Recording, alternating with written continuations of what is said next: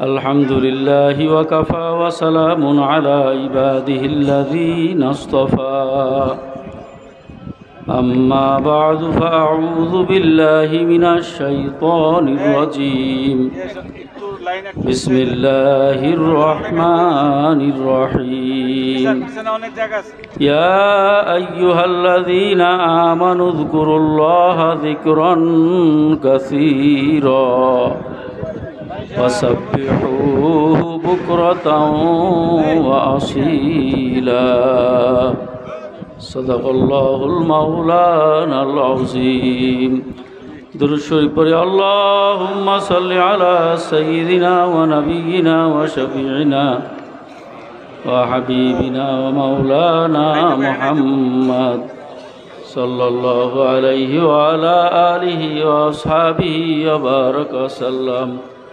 اللهم صل على سيدنا ونبينا وشفيعنا وحبيبنا ومولانا محمد صلى الله عليه وعلى آله وأصحابه وبارك وسلم mic operator কই সুজুদ রব্বুল আলামিন আমাদেরকে এই জান্নাতে বাগানে বাসার তৌফিক দান করছেন শুকরিয়া দান বলি আলহামদুলিল্লাহ। আল্লাহ পাকের কালাম থেকে যে এক টুকরা আয়াত তেলাওয়াত করছে, আল্লাহ পাক বলেন, হে আমার ঈমানদারেরা আমার জিকির বেশি বেশি পরিমাণে করো। বিশেষ করে সকাল সন্ধ্যা দুইটা টাইম আমি আল্লাহর তাসবিহ তাহলিল আদায় করো। তাহলে ঈমানদারদের গুণ হইল জিকির বেশি করা। ঈমানদারদের পরিচয় হইল আল্লাহর জিকির তারা বেশি করে। ঈমানদারদের লক্ষণ হইল তারা আল্লাহর জিকির বেশি করে না কম করে? বেশি করে। পক্ষান্তরে আল্লাহ পাক কুরআনুল কারীমের ভিতরে মুনাফিকের নিদর্শন আলামত বর্ণনা করতে গিয়ে বলেন, ওয়ালা ইয়াজকুরুনাল্লাহা ইল্লা কলিলা। যে মুনাফিকের নিদর্শনের মধ্যে একটা আলামত নিদর্শন হইল মুনাফিক আমি আল্লাহর জিকির করে খুব কম। তাহলে বিষয়টা একেবারে স্পষ্ট হয়ে গেল, মুমিনের আলামত জিকির বেশি করা, আর মুনাফিকের আলামত, আমার কথাকে বোঝা যায়? মুমিনের আলামত কি জিকির বেশি করা না কম করা? মুনাফিকের আলামত কি বেশি না কম? বর্তমানে আমাদের ভিতরে জিকির বেশি না কম? তাহলে বোঝা গেল যে আমাদের ইমানের ভিতরে দুর্বলতা আসছে, নেফাকি ঢুকতেছে। কথা ঠিক না? এই নেফাকি দূর করতে হলে আল্লাহর জিকির বাড়াই দেওয়া লাগবে।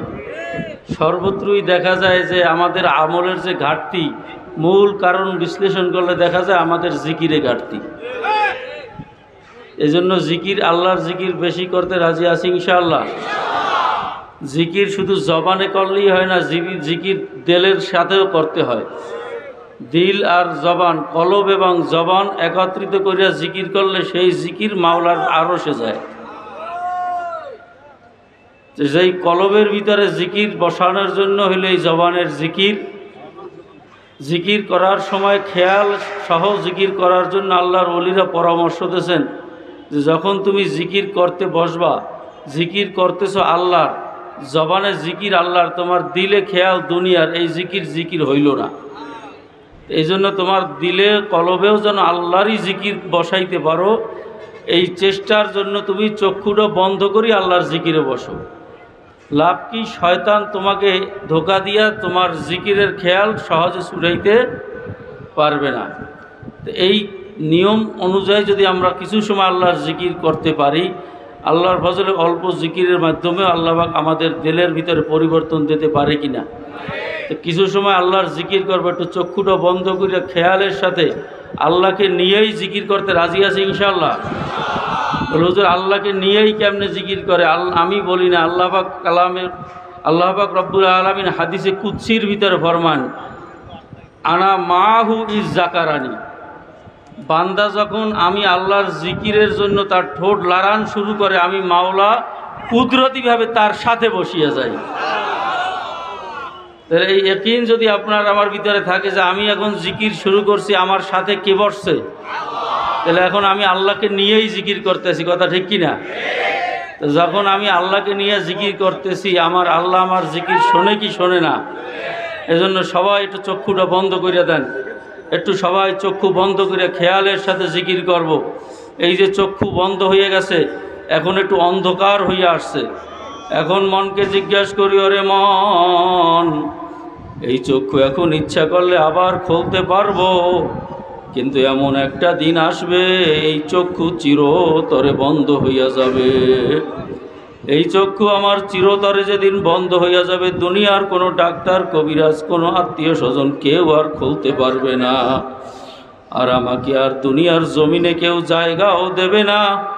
আমার করা বাড়ি, আমার করা ঘর আমাকে নামাইয়া দিয়া উঠানের ভিতরে বাড়ির সামনে একটা তক্তার উপরে, একটা চকির উপরে শোয়াইয়া চাদর দিয়া ঢাকিয়া রাখছে। আল্লাহ আল্লাহ, আমাকে গোসল করাইয়া 3টা কাপড় দিয়া, সাদা কাপড় দিয়া পেঁচাইয়া জানাজার খাটে উঠাইয়া তাকবীর দিয়া জানাজা শেষ করিয়া সবাই কাঁধে করিয়ে নিয়ে অন্ধকার কবরের দিকে রওনা দিছে। আমার ছেলে আমার পিছনে কান্দে, আমার স্ত্রী আমার দিকে তাকাইয়া কান্দে, আত্মীয় স্বজন কান্দে, কিন্তু ওই অন্ধকার কবরে তারা আমার সঙ্গে কেউ আর থাকবে না। সবাই ধরাধরি করিয়া কবরের ভিতরে নামাইয়া লাফ দিয়া উঠিয়া চলিয়া যাবে। বাঁশের ছাউন দিয়া মাটির চাপা দিয়া কবরটাকে অন্ধকার বানাইয়া ফেলাইবে। এখন ভাগারও জায়গা নাই, পালাবারও উপায় নাই, বিছানাও নাই, বালিশও নাই, ছেলেও নাই, মেয়েও নাই, স্ত্রীও নাই, বন্ধুও নাই, কেউ নাই, কেউ নাই, কেউ নাই। এখন আছে আমার আল্লাহ, আমার আল্লাহ, আমার আল্লাহ বাদে আর কেহ আপন নাই। এই অন্ধকার কবরে যদি আমার মাওলা আমার আপন হয়, আমার কোনো চিন্তাও নাই, পেরেশানিও নাই। আর এই কবরে যদি আমার মাওলা আমার আপন না হয়, দুনিয়ার কোনো মানুষ এই কবরে আমাকে এক ছিটা ফোঁটা উপকার করতে পারবে না। ওই মাওলাকে নিয়ে যদি কবরে যাইতে হয়, আমার মাওলার ডাক জবান থেকে ছাড়া যাবে না।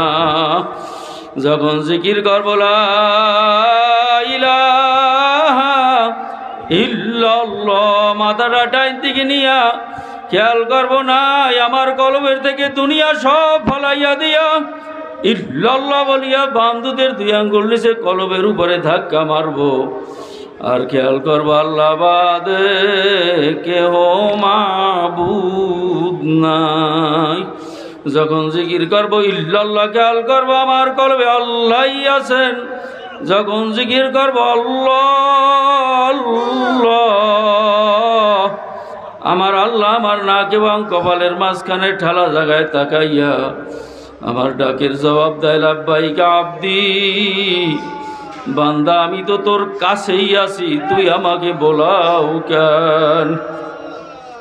বান্দা জিজ্ঞাসা করে, মাবুদ গো তুমি আমার কত কাছে আছো?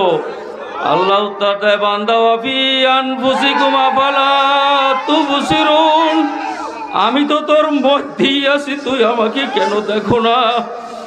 নাহনু আকরাবু ইলাইহি মিন হাবলিল ওয়ারিদ, আমি তোর সার রগের চেয়েও তোর কাছেই আছি। বাইনামা তুআল্লু ফাসাম্মা ওয়াজহুল্লাহ, বান্দা তুই যেদিকেই তাকাবি সব দিকে আমি মাওলা বিরাজমান। আল্লাহু নূরুস সামাওয়াতি ওয়াল আরদ, আসমান জমিনের ভিতরে কোনো ফাঁকা নাই, সব আমার মাওলার নূর। আল্লাহ আল্লাহ, খেয়ালের সাথে মাওলার জিকির করলে আল্লাহর ফজলে ওই খেয়াল মাওলার কলবের ভিতরে যদি একবার বসিয়া যায়,